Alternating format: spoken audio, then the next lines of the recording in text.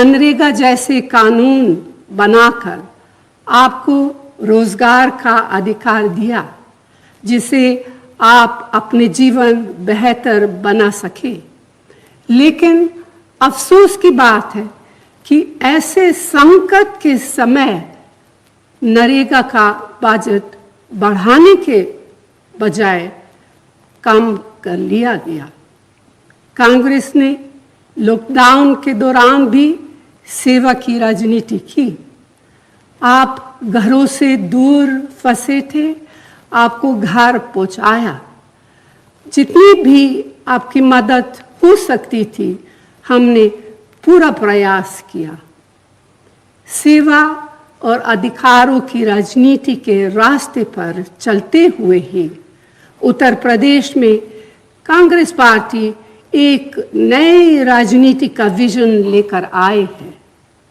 इसमें युवाओं को रोजगार, महिलाओं को अधिकार, किसान बहनों भाइयों को सुविधाएं देने का और आम जनों को महंगाई से निजात दिलाने की योजना है। हमने महिलाओं के लिए शक्ति विधान, युवाओं के लिए भर्ती विधान और उत्तर प्रदेश के विकास के लिए उन्नति विधान तैयार किया है। मुझे खुशी है कि प्रियंका ने इस बार 40% टिकट महिलाओं को दिए हैं। उत्तर प्रदेश में पिछले 5 सालों में हमारे कार्यकर्ताओं ने बहुत मेहनत की है। जनता के हक की लड़ाई लड़ते लड़ते हमारे 18,000 कार्यकर्ता जेल भेजे गए।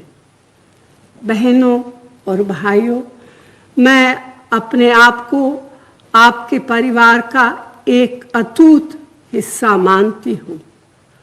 हम आपके जीवन को बेहतर बनाने वाली राजनीति के प्रति समर्पित हैं। हम आपको ऐसा विधायक देना चाहते हैं जो दिन रात आपके लिए काम करे और आपको मजबूत बनाने वाली योजनाएं बनाए। इन चुनाव में कांग्रेस पार्टी के हाथों को मजबूत कीजिए और अपने भविष्य को बेहतर बनाने वाली राजनीति चुनिए। रायबरेली के हमारे सभी उम्मीदवारों को भारी मतों से जिताइए। जय हिंद। ये थी सोनिया गांधी जो वीडियो कॉन्फ्रेंसिंग के जरिए उत्तर प्रदेश के वोटर्स से खिताब कर रही थी। आगे बढ़ते हैं। राहुल गांधी ने मणिपुर के अंफाल में अपने खिताब के दौरान पीएम मोदी पर निशाना साधा और आवाम से कहा कि वो पीएम मोदी से रोजगार, किसानों के मसाइल, ताजरों की परेशानी, नोटबंदी और जीएसटी जैसे मसाइल पर सवाल करें। नरेंद्र मोदी जी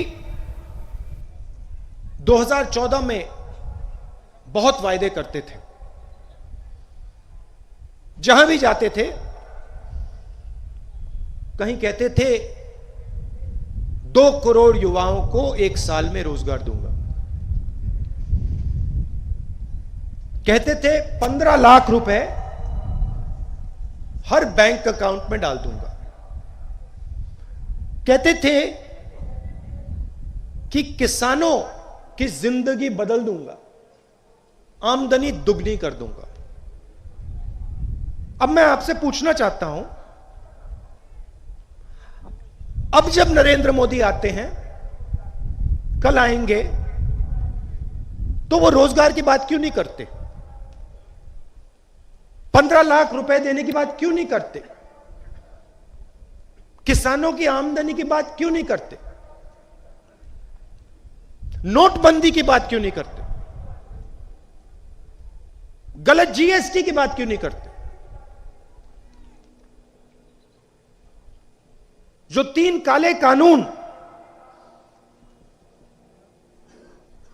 किसानों के खिलाफ 3 कानून जो उन्होंने लागू किए, उसकी बात क्यों नहीं करते? नरेंद्र मोदी ये क्यों नहीं कहते कि नोटबंदी के कारण, गलत जीएसटी के कारण जो कोविड के समय उनका रिएक्शन था, उसके कारण हिंदुस्तान की इकोनॉमी, हिंदुस्तान की अर्थव्यवस्था बर्बाद हो गई। नरेंद्र मोदी जी ये क्यों नहीं कहते कि आज हिंदुस्तान में 40 साल से सबसे ज्यादा बेरोजगारी, एक तरफ make in India, startup India की बात करेंगे, दूसरी तरफ नोटबंदी करेंगे। नोटबंदी क्यों की? गलत जीएसटी क्यों लागू की? 2-3 बड़े उद्योगपतियों की मदद करने के लिए। वजीर दाखिला अमित शाह ने उत्तर प्रदेश इंतखाबात के हवाले से राहुल गांधी और प्रियंका गांधी पर निशाना साधा और कहा कि कांग्रेस के पास 0 सीट आएंगी। गांधी और कांग्रेस को आप कैसे देखते हैं इस चुनाव में? उन्होंने आकर महिलाओं के लिए आरक्षण की बात करी, कहा लड़की हूं, लड़ सकती हूं, तो आप कांग्रेस को इस चुनाव में कैसे देख रहे हैं? उनका 6% वोट शेयर था इस बार। एक बड़े राज्य में चुनाव अभी रिसेंट पास्ट में हुआ, वो कलकत्ते में हुआ जी, जहाँ 0 सीटें आई। तो आप कह रहे हैं 0 सीट आएंगी? ऐसा मैं नहीं कहता, मैं एक इंगित करता हूँ कि कांग्रेस का भविष्य क्या है।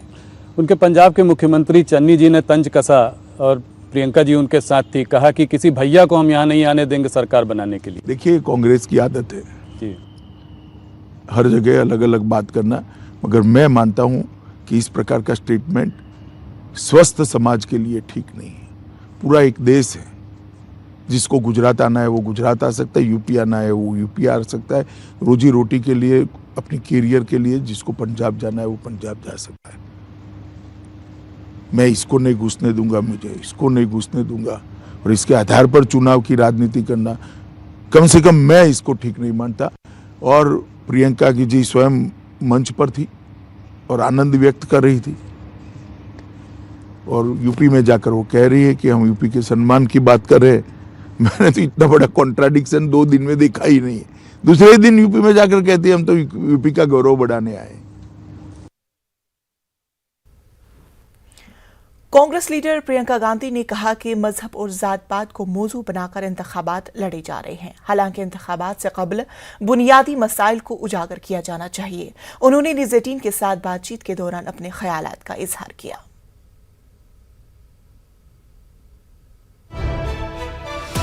इस वक्त की बड़ी खबर आपको बता दें कि उत्तर प्रदेश में 3 मरहलों के चुनाव मुकम्मल हो चुके हैं। माफ कीजिएगा, इस वक्त की बड़ी खबर आपको चारा घोटाले मामले में लालू को सजा देने के ताल्लुक से बता रहे हैं। लालू यादव के लिए 5 बरस की सजा का ऐलान किया जा चुका है। सीबीआई की खुसूसी अदालत ने सुनाई सजा। इस वक्त आपको चारा घोटाले मामले में लालू को सजा के ताल्लुक से इस वक्त की बड़ी खबर से आपको रूबरू करा रहे हैं कि लालू यादव के लिए 5 बरस की सजा का ऐलान किया जा चुका है। सीबीआई की खुसूसी अदालत ने सजा सुनाई है। इस वक्त की बड़ी खबर चारा घोटाले मामले से जुड़ी हुई आपको बता रहे हैं, जहां लालू यादव के लिए 5 बरस की सजा का ऐलान किया जा चुका है। सीबीआई की खुसूसी अदालत ने सजा सुनाई।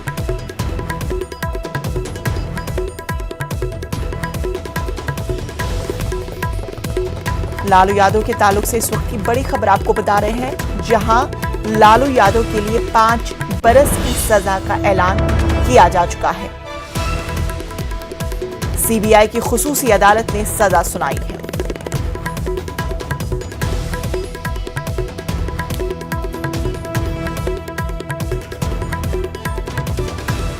चारा घोटाले मामले में लालू यादव को 5 बरस की सजा सुनाई गई है।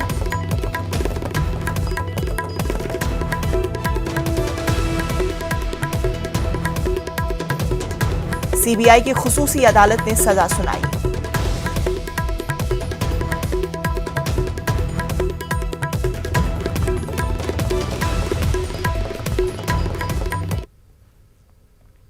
काफी भीड़ 5 साल की सजा सुनाई गई है और 60 लाख रुपया जुर्माना। आर्गुमेंट में कुछ रिलैक्सेशन की मांग की थी। देखिए, ये जो भी था तो पुरानी बात हो गई है, सारा हो गया था, तो पॉइंट ऑफ सेंटेंस सुनाया जाना था, वही है, उनको सेंटेंस सुना दिया गया है। 5 साल की सजा दी गई है और 60 लाख रुपया जुर्माना अनाउंस किया गया है कोर्ट के द्वारा। आप लोगों के पास नेक्स्ट ऑप्शन क्या बचता नेक्स्ट है? ऑप्शन हाईकोर्ट में अपील जाएंगे, क्योंकि मेरे ख्याल से जहां तक हम लोग इसको काउंट कर रहे हैं कि अप्रोक्स 36 मंथ हम लोग इसमें कस्टडी हो चुका है, तब इसमें हम लोग हाईकोर्ट में अपील में जाएंगे। हाफ सेंटेंस हम लोग करीब करीब कंप्लीट कर लिए हैं।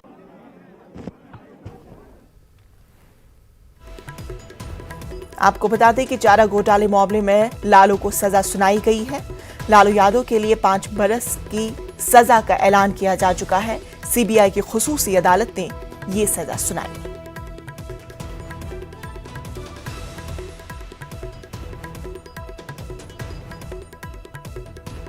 ये खबर आपको चारा घोटाले मामले के ताल्लुक से बताई जा रही है, जहां पर लालू को 5 बरस की सजा सुनाई गई है। सीबीआई की खुसूसी अदालत ने ये सजा सुनाई।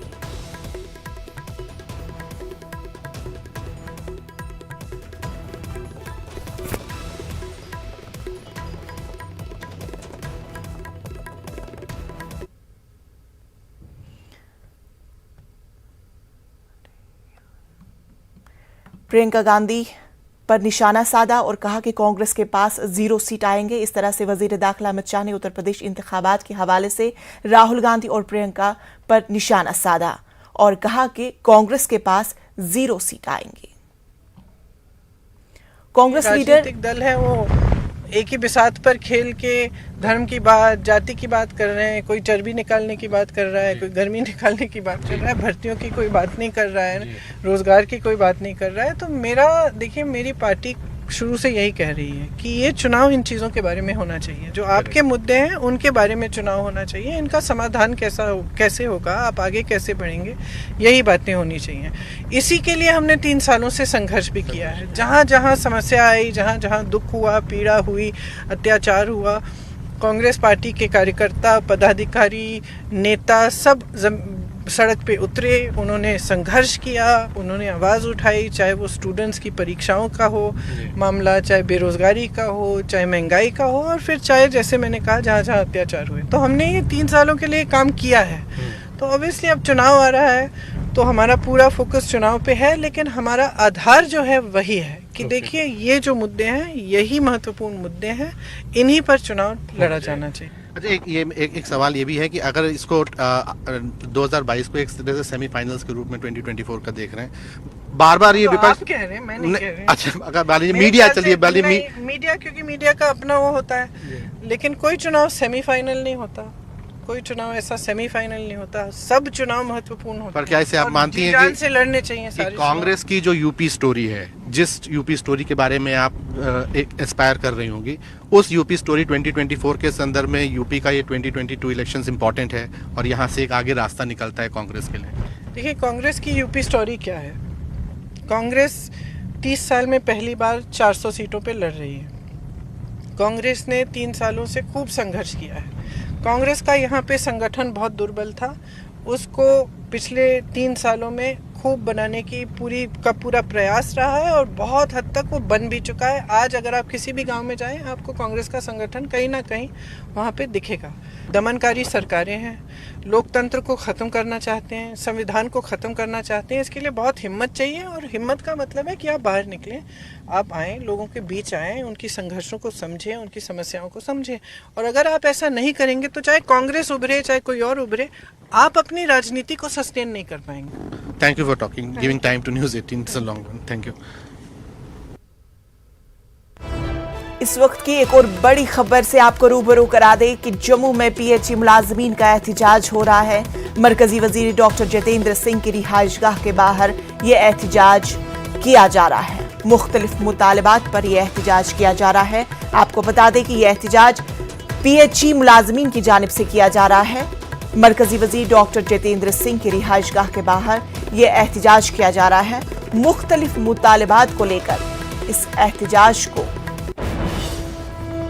किया जा रहा है। आपको बता दें कि यह एहतिजाज जम्मू में पीएचई मुलाजमीन की जानिब से किया जा रहा है। मरकजी वजीर डॉक्टर जितेंद्र सिंह की रिहाइशगाह के बाहर यह एहतिजाज किया जा रहा है।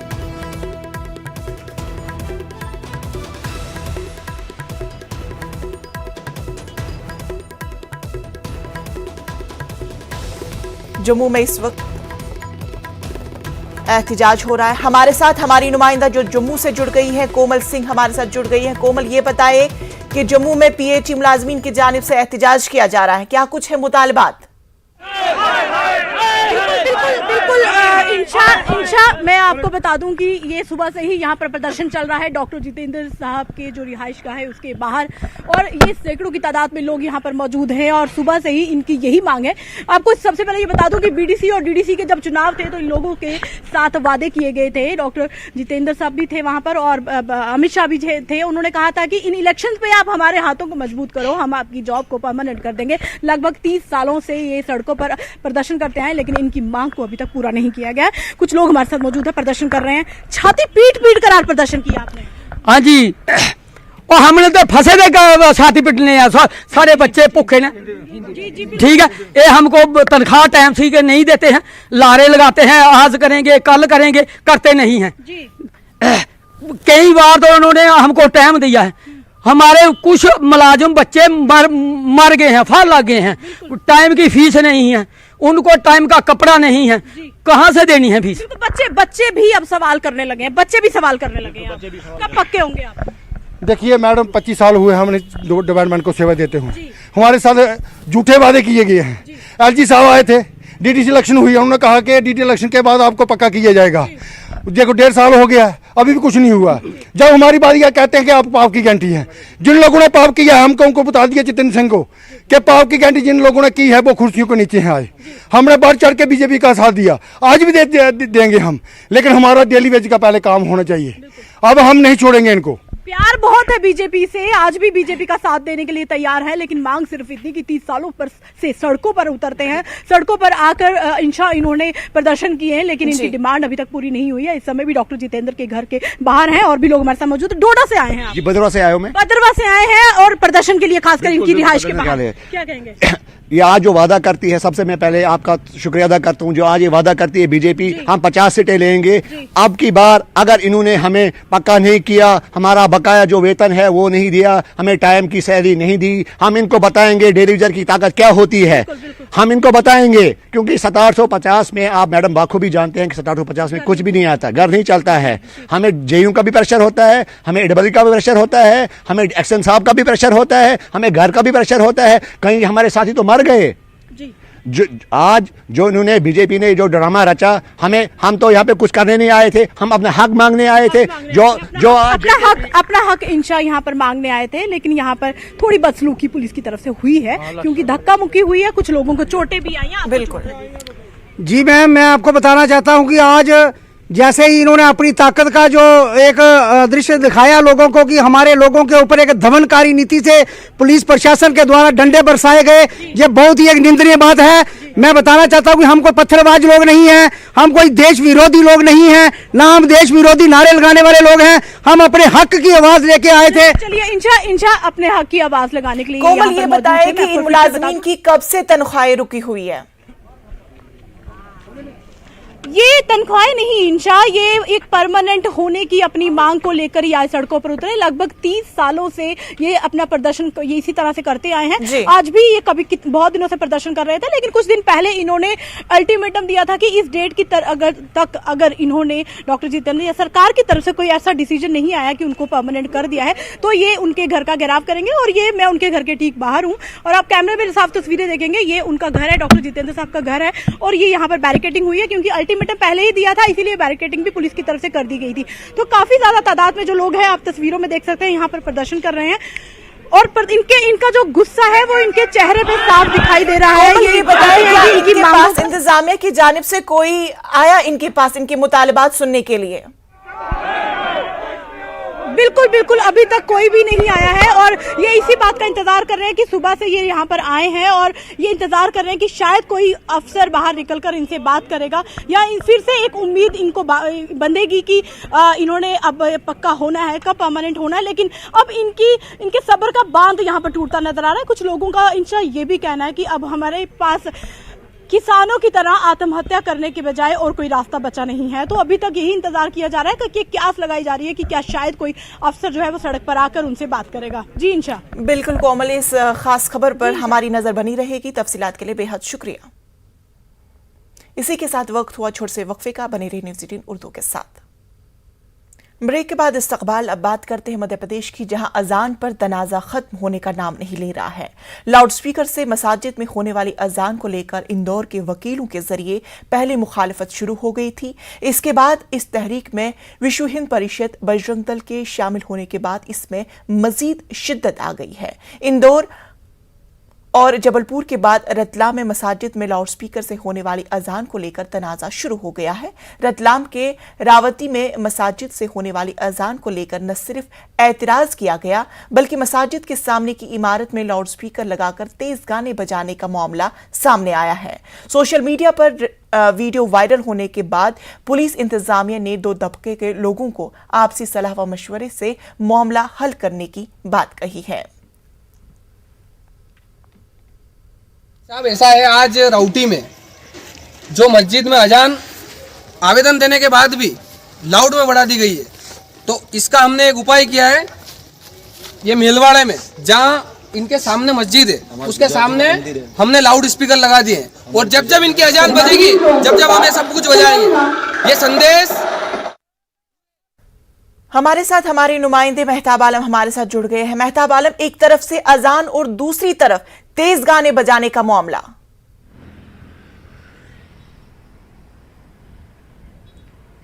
इंशा ये मामला सिर्फ जो है रतलाम के रावती में सामने नहीं आया, बल्कि मध्य प्रदेश के अलग अलग शहरों में विश्व हिंदू परिषद और बजरंग दल के जरिए बाकायदा तहरीक चलाई गई है। और तहरीक इस बात की है कि हर डिस्ट्रिक्ट में जितने भी थाने हैं, हर थाने में जाकर मुकामी तंजीमों के जरिए मिलकर वहाँ पर मेमोरेंडम दिया जा रहा है कि लाउड स्पीकर से होने वाली अजान को बंद किया जाए। और इसके चाहे हम जबलपुर की बात करें, न्यूज़ 18 उसकी भी खबर दिखाई थी, इंदौर की खबर भी दिखाई थी न्यूज़ 18 ने। अब रतलाम के रावती का जो मामला आया, हालांकि रतलाम के रावती के मामले को मुकामी इंतजामिया ने SP की जो है अभिषेक तिवारी से जो न्यूज़ 18 की बात हुई, वहाँ पर उसको हल कर लिया गया लोगों का आपसी समझौते के बाद जो है। लेकिन बुनियादी सवाल यह है कि हुकूमत इस मामले पर गुज़िश्ता 2 महीने से जो मामला चल रहा है उस पर खामोशी अख्तियार की हुई है। और हुकूमत की खामोशी से जहाँ पर एक तंजीम के लोगों को बढ़ावा मिला, वहीं पर मुसलमानों में इस मामले को लेकर तशवीश का इजहार किया जा रहा है। जमीयत उलमा से हमारी जो बात है, उनका कहना है कि हुकूमत को इस पर जो है सख्त कदम उठाना चाहिए, क्योंकि अब लाउड स्पीकर का इस्तेमाल सिर्फ मुसलमानों या मसाजिद में नहीं किया जाता, बल्कि तमाम मज़ाहिब के यहाँ होता है। और जब तमाम मज़ाहिब के यहाँ लाउड स्पीकर का इस्तेमाल होता है, तो सिर्फ एक मज़हब के लोगों को इस तरह से तनकीद का निशाना बनाना ठीक नहीं है। बिल्कुल मेहताब, इस अहम खबर पर हमारी नजर बनी रहेगी। तफसीलात के लिए बेहद शुक्रिया। कोरोना की इस वबा के दौरान न जाने कितने घरों के चूल्हे बंद हो गए और कितने ही लोग बेघर हो गए। कुछ खानदान की जिंदगी अब थोड़ी बेहतर है। इसी बीच वर्ल्ड टॉयलेट कॉलेज की एक खास मुहिम, जहां उन्होंने सफाई मुलाजमीन की मदद का जिम्मा उठाया है। वीक जैसे कितने ही सफाई मुलाजमीन हैं जो आज इस मुहिम की वजह से इज्जत की जिंदगी गुजार रहे हैं। मिशन पानी की खास रिपोर्ट। स्वच्छता और पानी, पानी, पानी, हमको बचानी है ये जिंदगानी। लॉकडाउन समय ऐसा आया कि उसने हर इंसान को निचोड़ कर रख दिया। मेरे सामने ऐसे काम आ गए जो मैंने कभी जिंदगी में किए नहीं थे, जो कि सफाई को लेकर थे। अब सफाई को लेकर काम तो किया, मेहनत भी की, पर कभी किसी ने ये नहीं कहा कि बेटा तूने साफ सुथरा रहना, अपने बच्चों के बारे में भी सोचना है। कभी किसी ने ये नहीं कहा कि हाँ कोई चोट पीट लग जाए कि तुम्हें कोई दवाई दिलवा दें। ऐसा कुछ नहीं हुआ आज तक। ना किसी ने कोई आज तक कोई ड्रेस दी, ना जूते दिए। इस काम से निकलकर मेरी मुलाकात राशिद अंसारी से हुई, जिससे मैं वर्ल्ड टॉयलेट कॉलेज से जुड़ा। विकास जब यहाँ ट्रेनिंग लेने आए थे तब वो कोविड के बाद बिल्कुल बेकार हो चुके थे, उन्हें कहीं काम नहीं मिल रहा था, वो सैनिटेशन के काम से जुड़े हुए थे। तब उन्होंने मुझे बताया कि सर मैं एक पढ़ा लिखा व्यक्ति हूँ, मेरे फैमिली में भी सब जॉब करते हैं, लेकिन कोविड का जो दौर आया उस समय मैं नौकरी से बिल्कुल बेकार हो गया और मुझे उस समय गटर में उतर के भी काम करना पड़ा, इससे मुझे पैसे मिल सके, मैं अपने बच्चों का पेट भर सकूँ।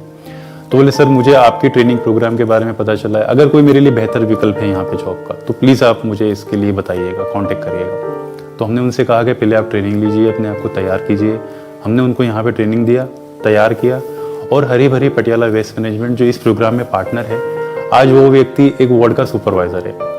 सारी सफाई का काम देखता है। आज उसको म्यूनिसिपल काउंसिलर, म्यूनिसिपल कॉर्पोरेशन के लोग सब उसको जानते हैं, तो उसके लिए एक बहुत सम्मान की बात है। तो मुझे ये बात है कि अच्छी लगी कि हम हाउस कीपिंग के अलावा भी और भी ऐसे सेक्टर सैनिटेशन में खुल रहे हैं उनके लिए, जहाँ पे अपने आप को ले जाके एक बेहतर विकल्प पा सकते हैं जॉब का।